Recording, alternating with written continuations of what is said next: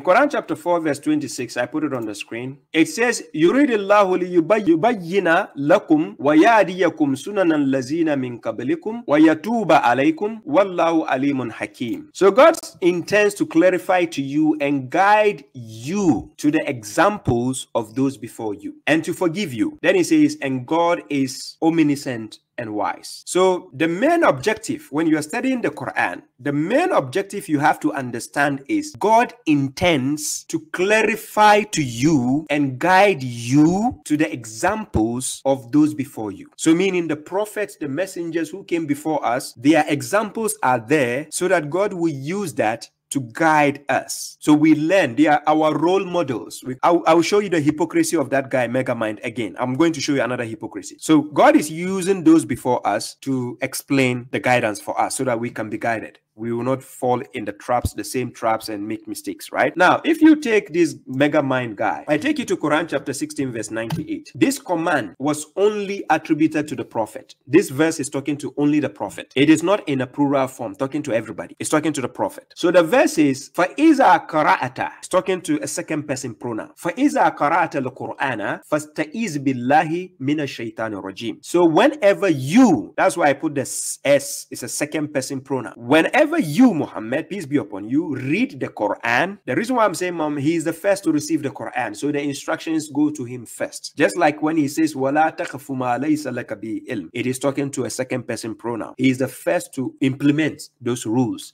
before you. Okay, so whenever you read the Quran, then seek protection with God against the accursed devil. So this instruction was given to the prophet or the messenger. Now the messenger has been doing this. Since it is in the Quran, he followed it. This context of this verse was only talking to the messenger. But then you have this hypocrite, this guy, Megamind, when he is about to start reading the Quran or reciting the Quran, he will say, A'udhu billahi minash shaitanir rajim. I don't know if you have observed that from that hypocrite. Let's start with A'udhu billahi minash shaitanir rajim.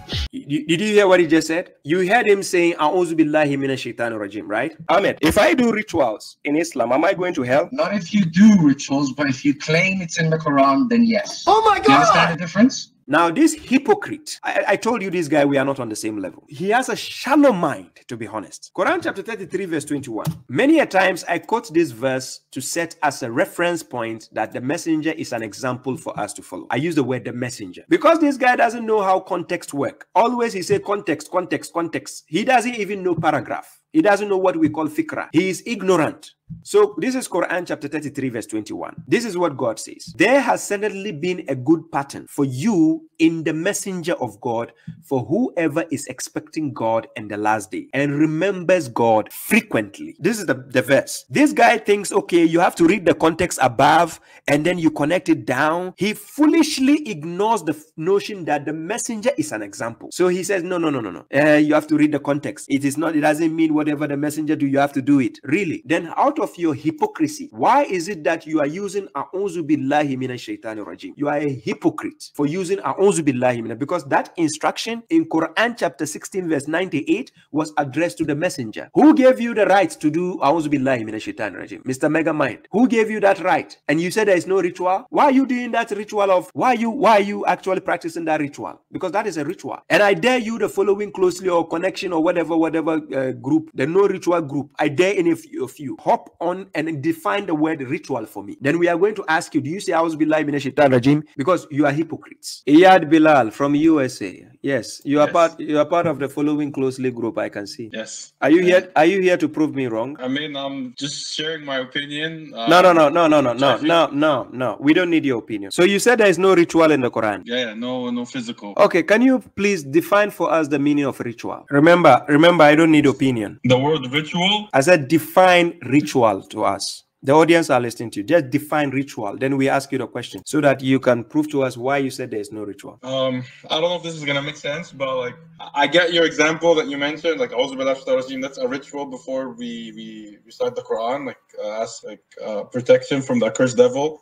So in the first place, brother Iyad, you first admit that saying A'udhu billahi minash shaitanir rajim is a ritual in the Quran. First of all, you admit. Yes.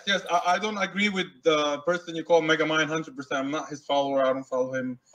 Wallahi, I'm not going to beat around the bush. You guys are hypocrites. We said the messenger is an example for us to follow. The messenger, yes, he established salat. We also follow it. I pray. The same way as I pray. We also established the salat. It was a ritual. Yes. I don't understand why you guys hate the ritual so much. But why the word ritual is a disgusting thing for you? I don't understand this foolishness. Seriously. Now, I'm going to take you to the Quran right now. Chapter 5, verse 2. The word sha'a'ira is mentioned. Ahmed, can you give us the meaning of sha'a'ira? What meaning would you like it to be? No, I'm asking you. Can you give us the meanings of sha'a'ira? We can go to the dictionary, classical dictionary, anywhere you want us to go. Let's go. The meaning of sha'a'ira. Please give us. The audience are listening, please. All right, sure. If you think there is a world where you're going to dictate to me and give me yes and no questions, you're deluded. We're going to have conversations.